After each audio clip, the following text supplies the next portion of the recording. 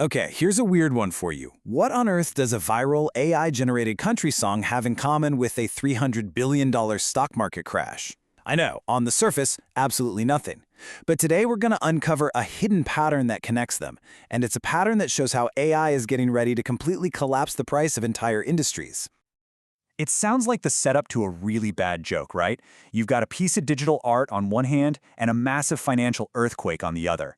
They seem like they exist in totally different universes. And you'd be right to think it's completely random, a song and a market shock.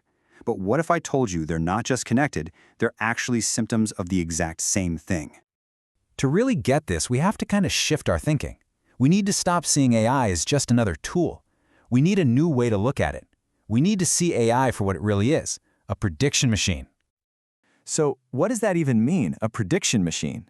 Well, it means we stop thinking that AI thinks like we do. It doesn't have consciousness. It's food, it's fuel, isn't code, it's patterns. And wherever you find a pattern that's really dense, really stable, and has been written down a million times, that's where AI gets scary good at predicting what comes next, and it does it for pennies on the dollar. The logic is actually incredibly simple when you break it down. It's just a three-step dance. First, you feed a dense pattern into the machine. Second, the machine spits out a really valuable prediction. And third, and this is the knockout punch, when that prediction becomes super abundant and dirt cheap, the price of whatever it replaced just falls through the floor. It collapses. So here's the crucial part. AI doesn't need to understand music theory or have a law degree. It just has to be good enough at recognizing the pattern to guess the next plausible thing, the next guitar chord, the next line in a contract. And that good guess is more than enough to completely wreck the economics of an entire field. All right, let's put this theory to the test. Let's start with our first example, country music. Now, you might think of music as this pure, unpredictable, creative thing, but it turns out it's also a surprisingly powerful and dense pattern. And what's so fascinating is that the one thing people sometimes criticize country music for, that it's kind of formulaic, that's not a bug. In this context, it's a feature. It's the secret sauce that makes the genre so recognizable and, for an AI, so incredibly easy to predict.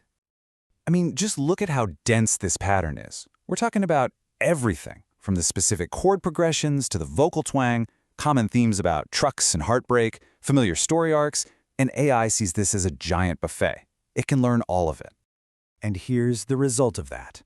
The AI's prediction, the song, gets so good that it crosses this invisible line. It goes from being a clumsy, funny parody to something that sounds, well, real. It's good enough to actually compete with human artists for your attention. Okay, so that's music. Now let's pivot to our second case. And this is where the financial impact gets way more dramatic. Because if you think music is a strong pattern, the legal world, oh man, it's even stronger. Honestly, the legal field is almost like it was designed in a lab to be the perfect food for AI. It's almost entirely text-based, it's obsessed with precedents and templates, it's governed by strict conventions. You're looking at a massive, perfectly documented library of patterns, just sitting there, waiting. And the trigger for this whole market shock was surprisingly tiny.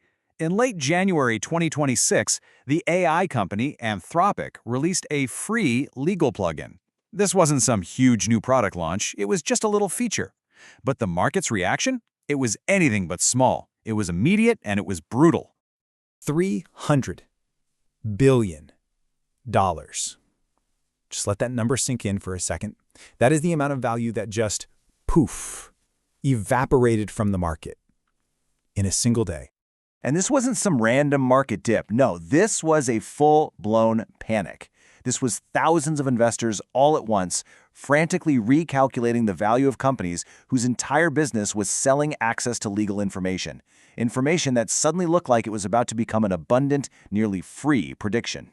And this gets right to the heart of the panic. The core realization was this. If the act of predicting the right legal clause or finding the right precedent becomes essentially free, then the entire business model built on charging a fortune for that prediction is fundamentally broken. Of course, there was the usual fine print. Anthropic was clear this wasn't official legal advice, that you need an attorney to review it, blah, blah, blah. But investors didn't care. That disclaimer doesn't protect your profit margins. The market knew it. So this brings us to the really practical part. How do you take this framework and apply it to your own work or your own industry? This is all about building an early warning system for yourself.